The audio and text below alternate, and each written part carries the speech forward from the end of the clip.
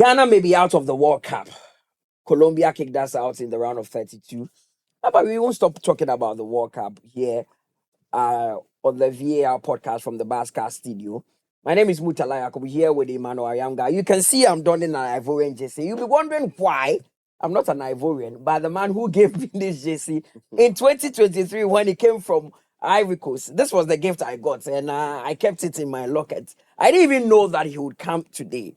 So wearing this jersey gives me a lot of things to talk about as far as my relationship with him is concerned. I'm talking about Yaw Ampofo Ankrah, Director General for the National Sports Authority. Boss, good to see you. And also we have my good friend, Hood Panelist, very huge, very big on TikTok. I mean, he's one person that if he doesn't talk for days, TikTok goes mute because they keep asking, we're fine. So we'll be talking a lot. And for those of you who don't know, my media journey actually is credited to Yaw Ampofo Ankrah. He gave me my first taste of the media, my first ever commercial media taste to sit on TV and talk. It was Yaw that gave me that opportunity, and he's been my boss since. Emmanuel Ayanga is also here. So let's zoom straight into action and talk about the World Cup.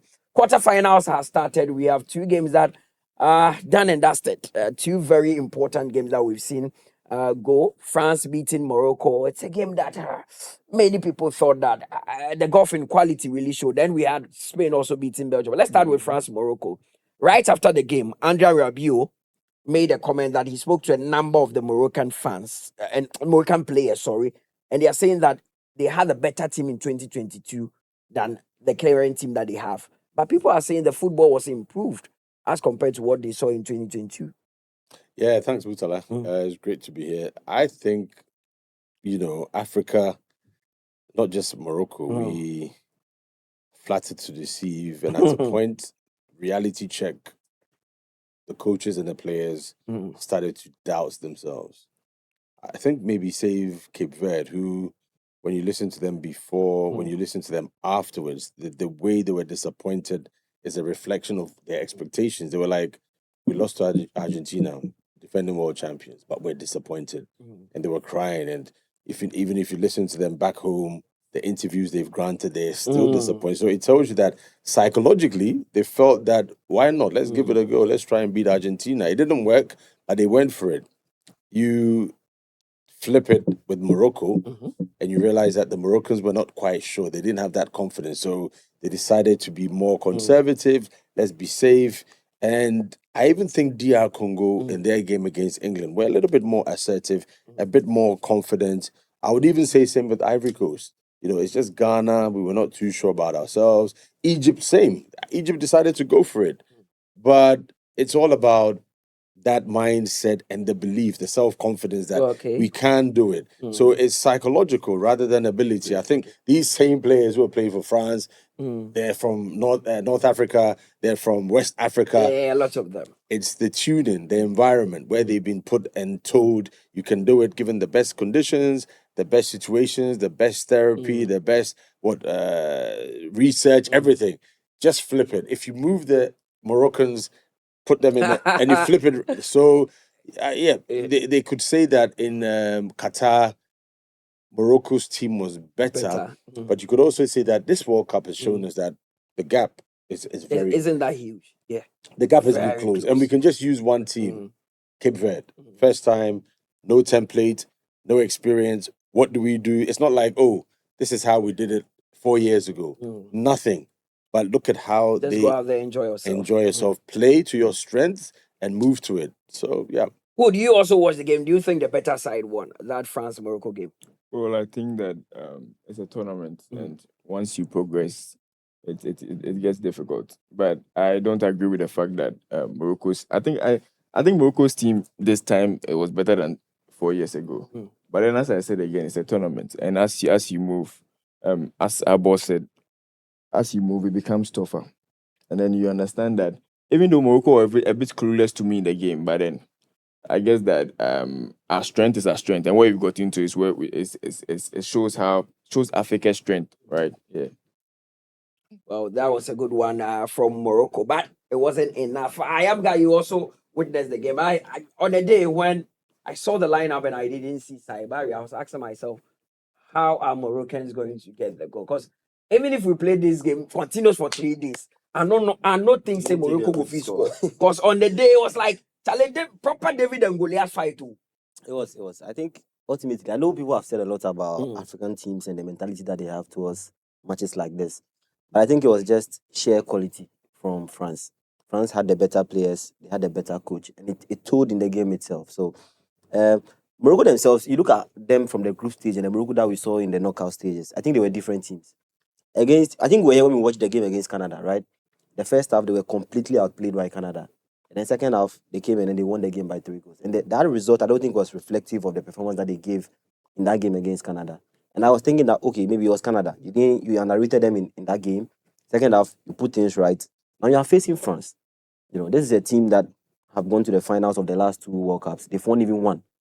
And they were unlucky not to win the last one because they lost on penalties. So they've not lost in the last 2 World Cups from open play. That's huge. So when you go into a game like this, you expect that you step up and play your best. But unfortunately, from minute 1, I think their first shot on target came around the 85th minute or so. Yeah. It was a poor performance for Morocco. And I'm sure when they look at themselves, they will tell themselves that it was a chance that they could have done better. They just didn't take it. From the coach to the players to the last man. Of course, like you said, they missed their best player on the day, Saibari, who is the best player in the Eredivisie, now a Bayern player.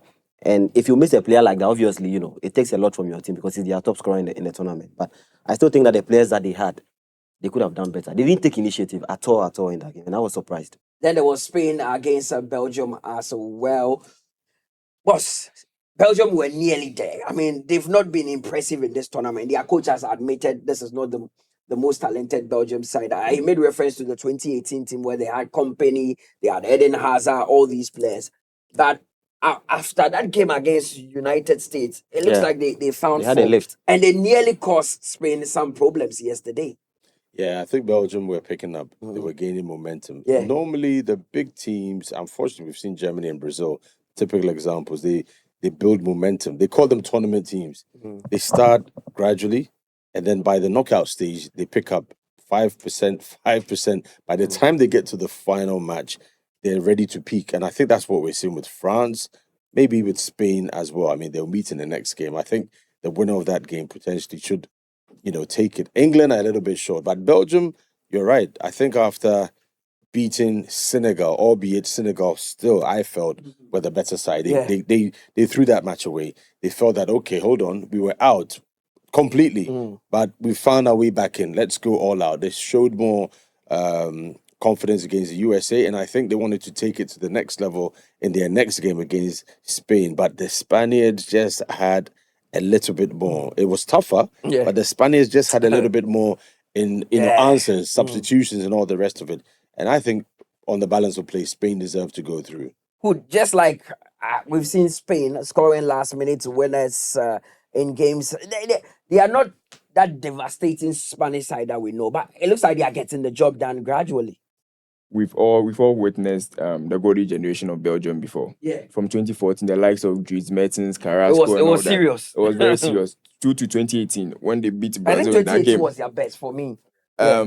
Then again, that game against Japan. Moving on to talk about Spain. Personally, I think that Spain are going to beat France. I don't know if people are underrating Spain, right? That is what you think. Yeah. The Spanish team has a coach like De La Fuente who really doesn't really respect names, right? So when the lineup was out and I realized that Morata was not inside, I just realized that this coach is not a respecter of names at all, right?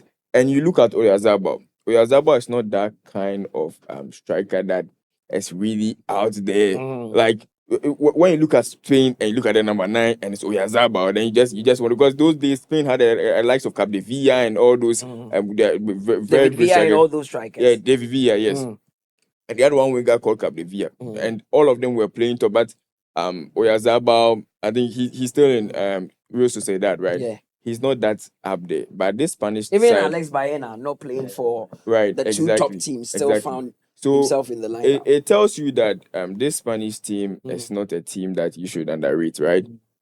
What I've realized about this World Cup is that it's not about the names or anything that someone has played, right? It's just about teamwork. You can take Cape Verde lost the match, but it was more or less like a win or the World Cup win to them, because honestly speaking, the fights they put against Argentina were just overwhelming. Unlike our Black Stars that you didn't even see that. But what did they see? Do you think that now, even now, where Lami Yamadi come into in elements. Because he says, idiot, when it comes to the group The stage, goals, he's not really yeah. motivated. But Well, the personally, knockout I stage know, where they bring out the best personally, in I them. know the thing say this World Cup is his, right? I think with time he's gonna shine. 2018 World Cup, I think when that was Mbappe's first World yeah. Cup, when he had moved from Monaco to PSG fresh, when he got onto the stage, he was not really prolific like that, but he won the World Cup anyways. So the momentum will change, the narrative will change should Spain win the World Cup. Yeah. Right? Should Spain win the World Cup, I think Messi is still going to get a golden ball, but you hear talks, people saying that, oh, Lamine did right. So I'm just hoping that they beat France. Once they go through and beat France, they've won the World Cup. Whoever they meet in the final is not. England are not really good in finals. I feel like England are going to beat Argentina, although, but to me, England are not good in finals. England has not beaten Norway yet, too. So it doesn't look Oh, like they are it's going to beat straightforward. Norway. You see, in this game, I'm writing Norway off. Norway don't have experience, right? The last time they came to the World Cup was And they beat Brazil. 1998. It doesn't meet Brazil is not Brazil since 2002. Cafu and all those people is not. And I really agree with what I think, was it Gorincha that made that statement? There was one old Brazilian player that said that most of the players in Brazil are not favela players. They are DBs, Exactly, something like that, right? So honestly speaking, I The think that favela be Spain, there like the slums for Brazil, no? Slums Where in the hard Brazil. guys come from. Oh, okay. Exactly, yeah. So he So was just most trying of to the make players- a point that so they are so not when really they're hard. DB, okay. Yeah, exactly. So they don't even understand So what it that means is to why play for explaining Brazil. why the national team they don't perform, right? So I think that Spain have the momentum. Spain have it to beat France. And yesterday's game, I think it was very tight and cagey, all right. Belgium showed a bit of, because beginning of the World Cup, I didn't really, I wrote Belgium off because this team that they have, they don't really have. The ball they play now, no good. Exactly, yeah. They drew their But first two they games. were picking up. They drew their first two games and then they won against New Zealand, right? Yeah. So then again, I am seeing Spain winning this World Cup. But let me throw this to you. Who are your favorites for the World Cup? Top two for the final. France, Argentina. Why? France, because they look like the team that you should beat in this tournament. They look like the most complete team. Argentina, because they have Messi. You think Messi even at this age will be able to power them? Messi is Messi. He's like, I mean, even that game against Egypt, once Messi was on the pitch, everything was possible. Yeah. He created 2 goals out of nothing, just nothing. He created the first one for Romero to score, then he scored the second. It is Messi. I don't put anything past Messi and Ronaldo. Once they are on the pitch, anything can happen now. So Argentina, because there's Messi. Because on ball, he go feed dribble like 5 people and go play score. It's not beyond him. And France, because they have the most complete team right now. Even on the bench, many of them they sit bench. Yeah. And I feel France, it's not even about this World Cup. It's about the future. The next World Cup. They will still have a lot of Mbappe would have been in his peak by then. They will still have the likes of Desiree Doué, Olise, Bakola. These players will be in their 25, 26. And I mean, together with Spain, they could dominate for a long time. But there would be another different type of conversation because Zidane will also come in and have to command the same respect, has to stabilize the team like Didier Deschamps did. Sometimes a coach comes in and everything changes again. Exactly. He can come in and say, Mbappe will be my captain. And they give the captain. It can create tension in the. He wouldn't dare. Boss, let's move to Ghana football conversation. Ever since we were eliminated, there's been a lot of conversation. It's rightly so, right? I mean, it's not new to you. You've seen it several times in tournaments that Ghana has failed to perform. In the midst of this talk, in the midst of this chaos, sometimes we need calm heads to sit and say, what do we need to do? What do we need to do as a people? Yeah, I mean, the conversations continue. And I think in 2006, as a young man, my first World Cup, I was completely oblivious to the philosophy of football. I was just having fun, see the crowds. I mean, it was amazing, unbelievable.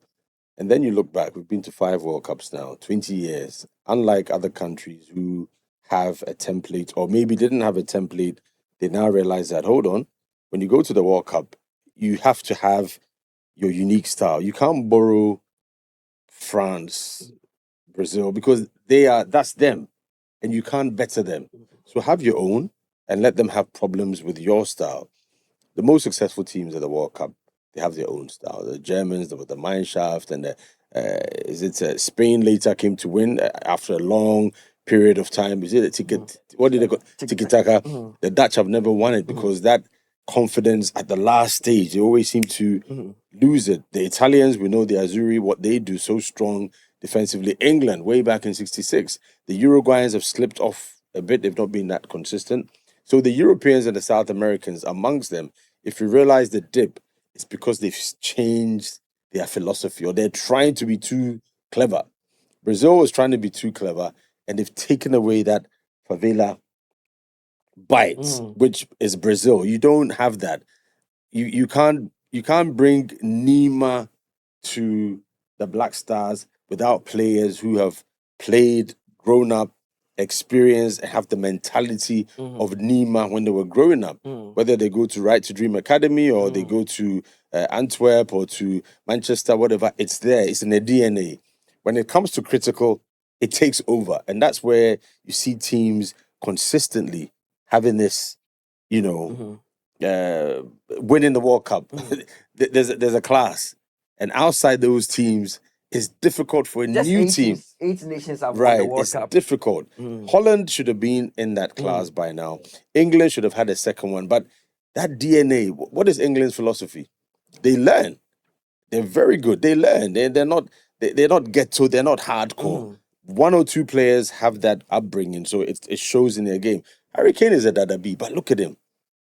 He's deadly. He's ruthless. He's cold, But you need that edge, and that is why I agree with you with the Messi issue with Ronaldo. And Ronaldo, that's another one. Portugal by now should have had at least 1 World Cup. Do you think we have the squad to win a World Cup?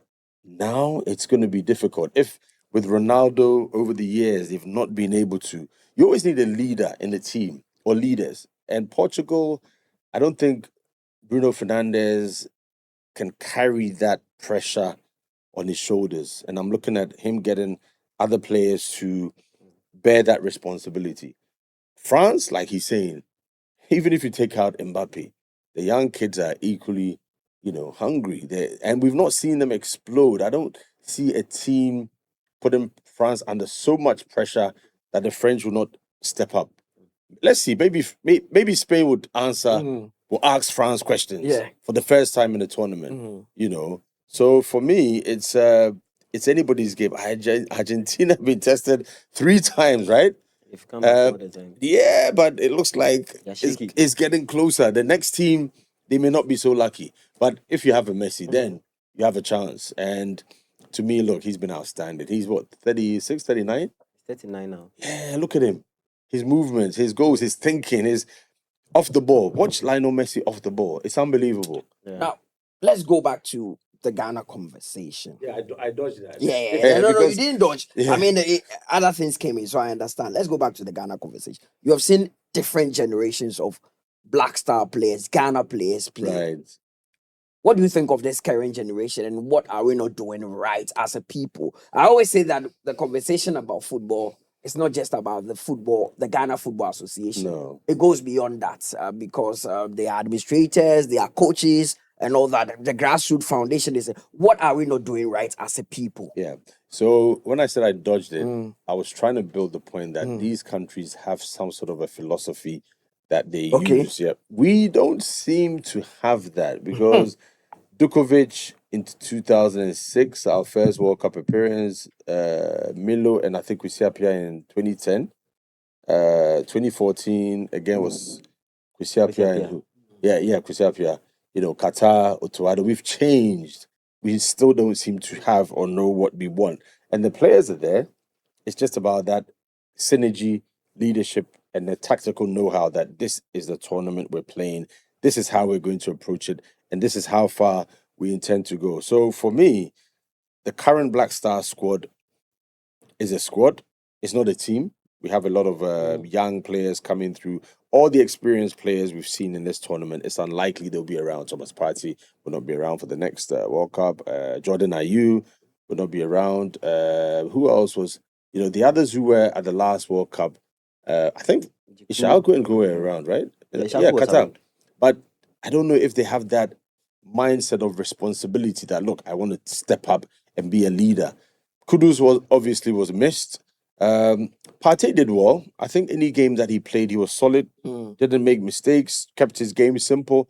but he didn't really carry the team on his shoulders as other big players have been able to do. So Murtala, back to the drawing board. And this is what we do. After the World Cup, back to the drawing board. Apart from 2006 and then 2010 when Andre Ayew's boys won the under-20, and then, of course, a lot of them had that promotion. Is it time that the association that oversees our football, that is the GFA, would say, let's sit down, let's sit around the table, let's get this right once and for all. I know they've started an initiative with catching them young in the diaspora. That one, I'll come to that because you have lived in both the UK and in Ghana. You are the best person to answer this. But is it the time for us to sit around the table and say, okay, let's admit that they said the first solution to your problem is admitting you have a problem. Let's admit that there's something wrong that we can fix. The question also, I mean, leadership-wise, if you look at the FA now, who is going to, or who has to take that visionary view in terms of the technical? It's a very technical area you're talking about. I think Ben Kofi some years ago had a template. Is it a 5-year development which was going to be looked at and then updated for is another 5 years. Launched the Ghana football DNA. Good. Like 2 years ago. Right. Is that what we're using? So for me, there's a suspicion that maybe we're doing lip service. Okay. I'm not really seeing any individual at the FA, and forgive me for saying this, and even as a department, who are the visionaries? Who's in charge of Ghana football's use the right with DNA? Now, who is it? Is it Kurtz? Should it be the FA president? Perhaps not. Is it his vice? Is it the general secretary? Is it somebody else in another department? These are things that are done by Yaw Ampofo. It's not a joke, the Gerd Mullers, and it's a very deep, intense weeks, months sitting together, brainstorming, arguing, disagreeing. Boom, this is what we want. I don't think we've had that, and I don't think there is that will to do that. I could be wrong. Maybe they're doing it closed doors, quietly, secretly, but we're not seeing it. It looks like there's a lot of superficial optics, words, vibes, but the result would obviously expose you. How would you rate the Kurt administration from 1 to 10? I think results-wise, he's not been able to deliver, and you wouldn't say it's bad luck, but the results would, tell you that it's not being good enough. And it goes back to the question: so what then do we do if this hasn't worked up to now? Catch them young. We're doing the codes. We're doing something called the elite football, and all the rest. Yeah. What are we doing? The Ivorians quickly adjusted when they had issues. They seem to be coming back. There's no lack of talent there. We have the Right to Dream Academy template where all these players are now playing for other national teams. Do we even have a national football academy as Ghana? 20 years after the World Cup, we should at least have a national football academy where we start the basics, the schools and all the rest of it. So, we need... We have 3 GFA academies at the moment. There's some the Prempeh College Academy, then they have one in Kogolo. In the upper west region and all that. Yeah. We're talking about the soil, the roots. You need to start organically and let it grow. There's no shortcut. There's no let's do it this way. Do it from the grassroots. Even if it's putting in $500,000 or $1 million from this World Cup, let's start it. Let's not rush it. Let's do under 14, under 12, and give ourselves 10 years. We may not be able to see the fruits or enjoy it as the GFA of now, but it'll be there for the template. So when Murtala comes as GFA president, the document is there. Murtala just has to feed it, augment, top it up. Okay, let's bring another expert from here. Let's do this. Let's bring a conditioning coach from China. Let's bring a psychologist from Romania. Let's bring the English, let's have the dietitian. So in the next 5 years, you're moving in unison. You know what you want. So regardless of who's the GFA president, the template is there. There's a vision that we are going by as a nation. So coach comes in. It doesn't matter who is the GFA president or who is. Yeah. So now a coach comes in, and what the coach does is he uses his dexterity, his know-how to execute, and that's why coaches are paid so much. At Manchester City, there's a template, there's a document from Pep Guardiola that all the other subsidiaries, clubs that are affiliated with Man City follow. it's a document that even if you come to Man City as a coach, you must go by that template on how to develop it. I'll come back to even the you. appointment of Maresca, Yeah. I think, was in line with they know what they want. I'll come back to you, but let me take who's honest opinion on Jordan Ayew. How do you think we should deal with the Jordan Ayew situation? He's now 34. The way who they smile there. Should we go with the Gary Southgate, principle where you told when we need that to say when you until They gave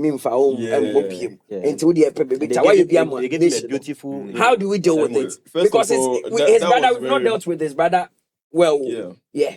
First of all, that was very respectful of God. Moving back to Jordan Ayew, I always say that if you have authority, right?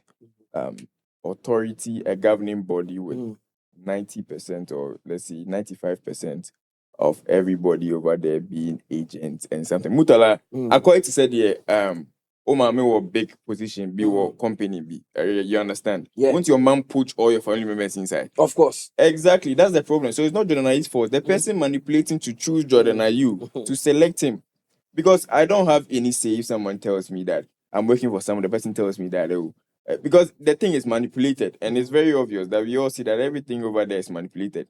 So maybe that's why I was just praying that we get a coach like Conte. Conte, you remember what he told Inter? Yeah. Oton Lukaku, I'm out. I'm out. When they sold Lukaku, they were out. He stuck by his words. Exactly. Coaches like that can stand on their ground. Marcelo Bielsa, you cannot tell them anything. You can move them around. Align the coach, their country, their president was begging them, and he just stepped down. Yeah. You understand? Those coaches, when he was at Leeds, he was having a lot of problems with the management of Leeds because he was not even listening to some of the things that you're giving me a job, let me work for you. So that is the problem. I don't really have a problem with Jordan Ayew. Personally, I think Jordan Ayew, he's just grown old. No disrespect to Jordan Ayew. I remember he was an excellent player. Equatorial Guinea 2015. I mean, that goal that he scored in the semi-final. His penalties, you understand, 2017, the goal he scored against DR Congo. No disrespect to him. I respect Jordan Ayew. One day, I'm a growing sports journalist. If I meet Jordan Ayew right now, I'll take a picture with him. I'm not those kind of people that will insult you and Jimmy and all those things. No. Right. We have to give respect to him. But then there's constructive criticism and insult, right? We just have to tell him that, you are growing old. Now, you are not as prolific as you used to be, right? But personally speaking, I like the second one. You're not as prolific. You're growing old. You are not as prolific as you used to be. But then again, going back to Jordan, I think that what should be done now, he should just, the exit is the door is exactly right. It's just because the disrespect on him is too much, and then again. And what Ghanaians don't understand is that the fouls that he draws for Ghana, that thing is very good. Those falling things. A lot of people who don't know football don't know.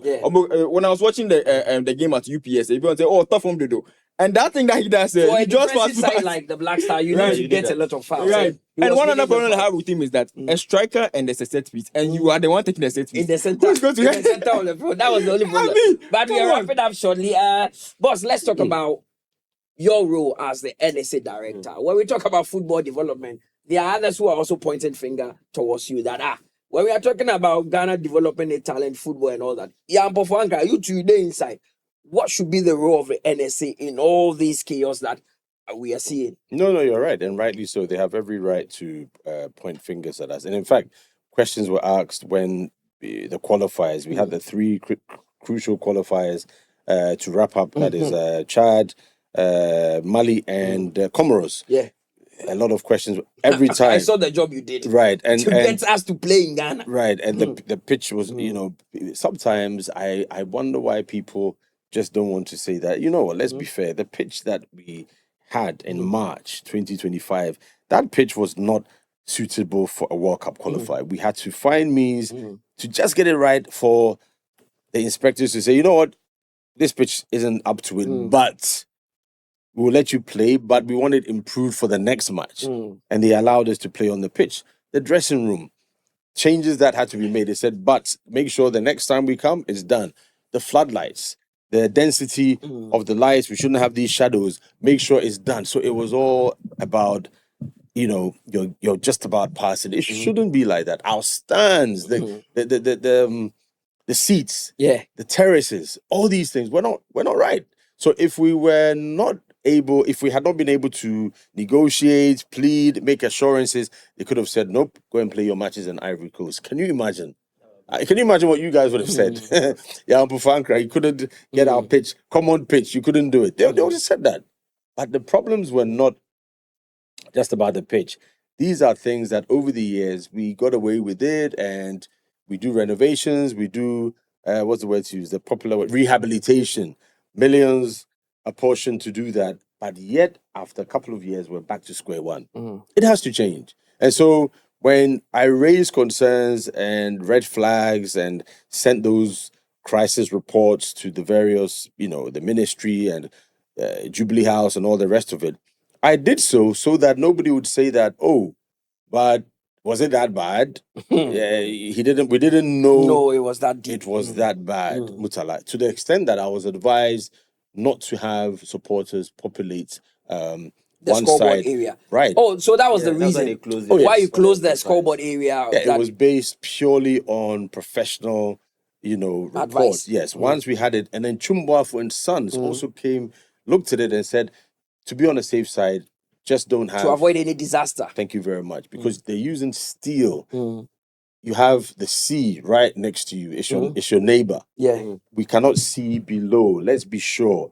Don't populate that side. And you can see the corrosion and the rust with your naked eyes, but you can't see below. So we said we can't do that. People were not happy. They were But even people are not happy currently. Last 2 days ago, I saw some pictures trending from the Baba Yara Sports Stadium where people viral. seem to be doing some work on the pitch, and people are asking.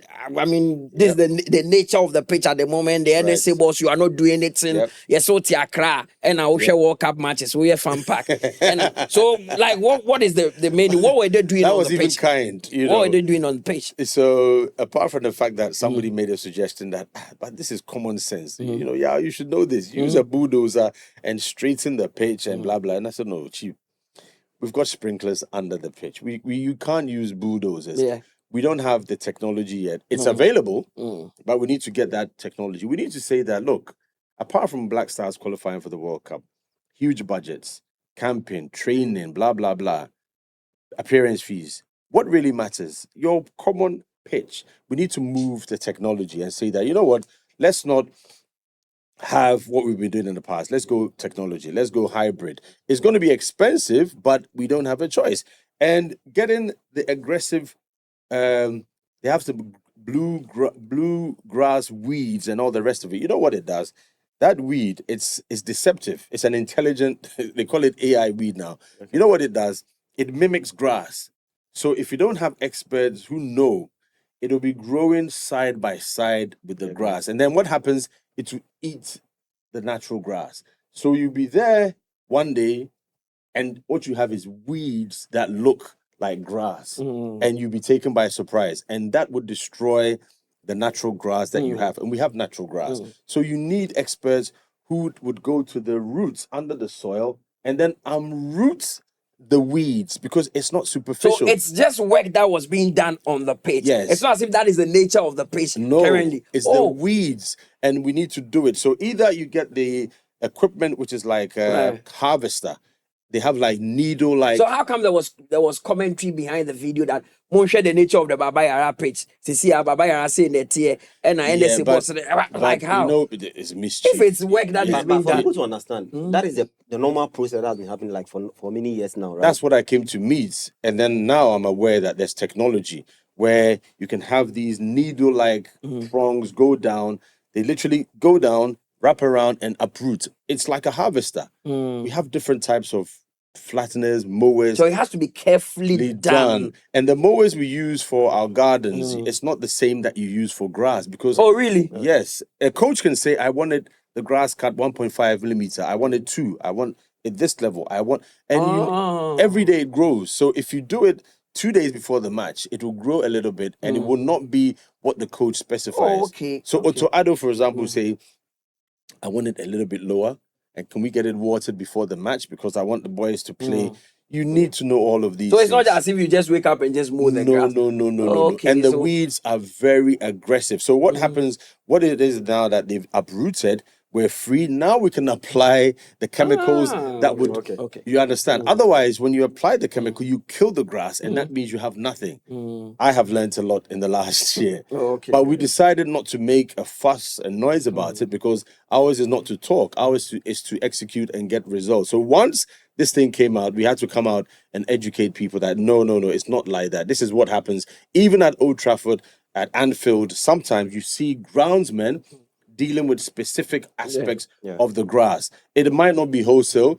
They may look nicer in their lab attire. They look nicely dressed in their willies, but it's the same thing they want to achieve.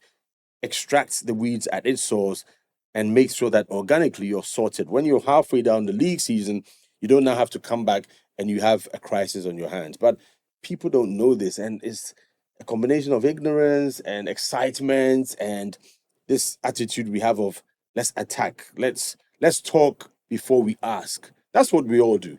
Right. So final question before we wrap up. I know you advocated for some of the money that we got for the World Cup to be given to the NSA for such things. How much do you think you need now? We a figure to it. have recently completed an inspection of the whole stadia. We're waiting for it's a French engineering company. Or Accra. Accra. And they also had a look at University of Ghana. When they return, they'll go to Cape Coast. They will tell us the extent of work that needs to be done, and then of course there'll be a budget. So let me give you an idea. Okay. Before they came, I proposed that we change obviously our floodlights. It's lightning struck during the hardcore rainy season. I'm sure you've seen it. Yeah. One of the floodlights is literally half. The stands, the seating must change. Obviously, the drainage under the grass, the pitch must be changed so that when it rains, water can go out and round, go to a reservoir and be recycled. It'll cost money, but it can be done. PA system must be modernized, so it is boom surround PA system. Scoreboard, we no longer call it a scoreboard because it's not just that, it's a high-tech digital display, which now we saw at the World Cup. It's available even in Ghana. Hisense have brought some to Ghana. All these things must change, but I do not approve budgets. So minister or finance or state, this is what we need. And then they can say, okay, tick, tick, tick. And then we're good to go. But today, as I speak on your platform, I can tell you that if we don't start work on the Accra Sports Stadium, there are so many things that need to be done. If we don't do it and we wish to host the AFCON, into the under-20 AFCON, next year, it'll be near impossible because this work must be done. Unless we're saying that we will do some, we will not do others. And that would be an integrity issue for Ghana because after the under-20, we should be looking at hosting the under-17 World Cup. We should be looking at hosting the women's AFCON. We should be looking at these things so that progressively you prepare yourself to host the AFCON in... How many stadiums do we need to host the under-20 AFCON if we are to host it next year? We can use 3. 3? Yes. Okay. Accra, UG, and Cape Coast. Okay. Ideally, for social integration, for regional balance, for political balance, for every other aspect, it'll be good to have it in as many regions so that everybody feels. So the north, the south, you have Babayara, obviously you have Tamale, Accra, the regional capital, and maybe the central region. Western, there are some challenges. Is the UG Stadium under NSA's watch? No, please. It's under the University of Ghana Sports Directorate. So it is not under your watch? It is not under the National Sports Authority. So why don't you sometimes come out to give some of this education? Because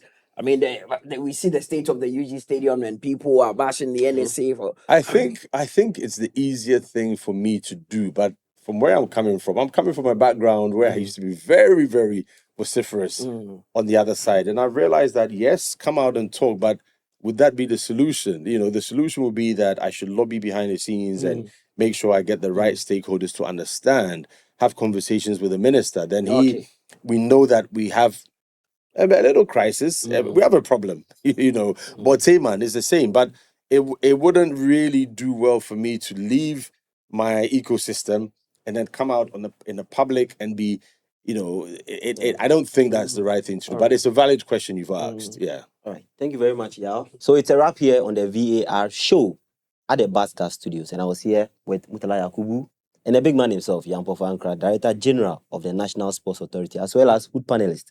Hood Pundit, right? Or Hood Panelist. Yeah, sure. He's notorious on TikTok, so you know. And we've discussed the myriad of issues, including some of the things that, were trending over this weekend, having the VAR Sports Stadium issues and all that. But we've clarified, we had clarity from Director General himself, and we are wrapping up here. So my name is Emmanuel Ayamga. See you again on the next edition.